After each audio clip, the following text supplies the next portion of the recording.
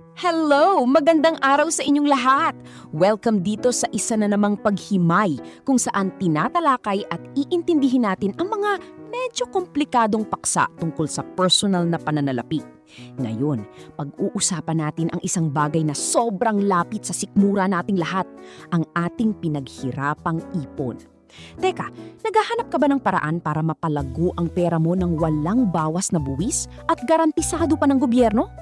May tatlong malalaking pangalan pagdating dyan. Alam nyo, partly natalakay na natin ang ilan dito individually. But this time, what we will do is compare and contrast. Paghahambing-hambingin natin sila. Titignan natin kung alin talaga ang swak sa iyong mga pangangailangan at sitwasyon. Teka po muna, bago tayo magpatuloy, nais ko sana i-invite kayo na mag-subscribe. Game na, simulan na natin. Naku, bakit nga ba parang usad pagong ang paglago ng pera mo sa bangko? Aminin natin, lahat tayo ay nagpapakahirap sa trabaho. Pero bakit tila palaging maliit ang kita ng ating pinaghirapan pag nasa bangko na ito? Pamilyar ba sa'yo yung feeling na nakatingin ka sa passbook mo tapos mapapaisip ka na lang, teka, saan talaga napupunta ang ipon ko? Nakakapanghinayang, di ba? Ang liit na nga ng interes sa karaniwang savings account, parang kinakain pa ito ng inflation. Pero bukod dyan, alam nyo ba kung ano pa ang isang napakalaking dahilan kung bakit hindi ito lumalago? 20%! Oo, 20%! Sa bawat kikitain ng pera mo mula sa interes sa mga regular na bank deposits o bonds, 20% agad ang kinakaltas para sa final withholding tax. Medyo masakit, di ba? Kaya nga napaka-importante na malaman natin ang halaga ng mga tax-free investments na galing mismo at suportado ng gobyerno. Ligtas na ang puhunan mo, buong-buo pa ang tubo mo. Lumipad na tayo sa una nating bida, ang Pag-ibig MP2. Sobrang simple lang kasi ng programang ito. Para makapagsimula, kailangan mo lang ng 500 pesos. At get this, walang maximum limit. Kung may extra bonus ka, pwede mong ilagay dyan lahat. Ang requirement lang, kailangan mong ilak sa kanila yung pera mo sa loob ng 5 taon. At ang pinakamaganda sa lahat, yung kikitain mo rito ay ganap na tax-free. Walang bawas. Ngayon, pag-usapan natin ang returns kasi dito talaga nagkakaalaman. Historically, pumapalo ang dibidendo ng MP2 sa 6.5% hanggang 7.5% taon-taon. Kahit pagamitin natin yung mas mababang numero para realistic tayo, hamak na mas malaki ito kumpara sa halos walang kitang inaalok ng mga regular na savings accounts. Siyempre, kailangan din nating pag-usapan yung catch dahil nga may 5 taong lock-in period. Perpekto ang MP2 para sa yung mga medium-term goals.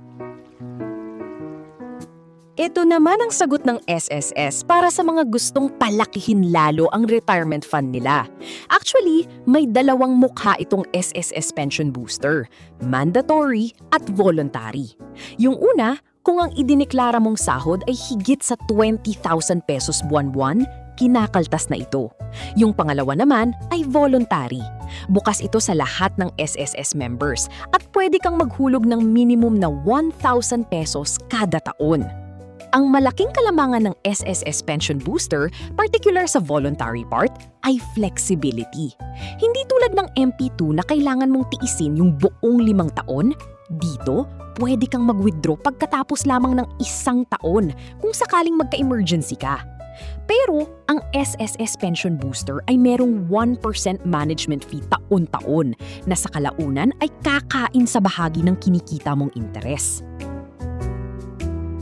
Para naman sa inyo na talagang seryosong nagpaplano para sa long term o sa pagtanda, pumasok na tayo sa pera. Ang unique na perk nito na literally wala sa naunang dalawa ay ang 5% tax credit. Paano ito gumagana?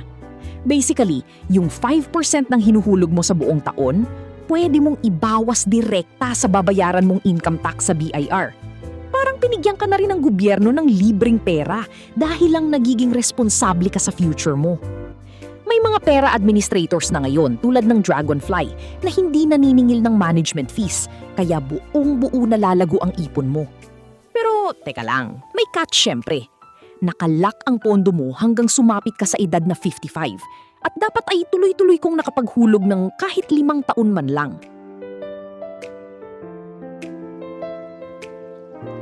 Ngayon, kilala na natin ang Big Three. I-test natin sa totoong buhay ang MP2 at SSS Pension Booster. Ipagpalagay natin na sobrang disiplinado ka at buwan-buwan naghuhulog ka ng 5,000 pesos. Sa loob ng 10 taon, ang total cash out mo ay 600,000 pesos. Saan kaya mas lalago ang pera mo? Yung orihinal na 600,000 pesos mo sa SSS Pension Booster ay magiging humigit kumulang 810,000 pesos. Not bad, di ba? Pero sa MP2, aabot ito ng halos 1,250,000 pesos. Malaki ang gap, di ba? Kaya nga yung 1% management fee ng SSS, kahit mukhang barya lang sa simula, ay palihim na kinakain yung compounding interest mo sa loob ng 1 dekada. Siyempre, useless ang lahat ng pinag-uusapan natin kung hindi natin naaksyonan. Madali na lang mag-umpisa ngayon gamit ang mga apps tulad ng Virtual Pag-ibig, My SSS o Dragonfly. At sana lagi ninyong tandaan ito. Hindi mo kailangan magsimula sa malaking halaga. Kahit 500 o 1,000 pesos lang buwan-buwan, the real game changer is consistency at disiplina. Kaya bago ko kayo iwan, pag-isipan nyo ito ng mabuti. Hahayaan mo na lang bang matulog at unti-unting kainin ng buwis at inflation ang pinaghirapan mo sa bangko? O gagawa ka ng hakbang para palakihin ito ng ligtas, sigurado at walang bawas? Nasa sa inyo ang huling desisyon. Hanggang sa susunod na paghimay natin ng mga issue, maraming salamat sa pagsama sa Alcansya Series. Lagi nating tandaan, ang magiging bukas, ngayon pa lang pinaghahandaan na.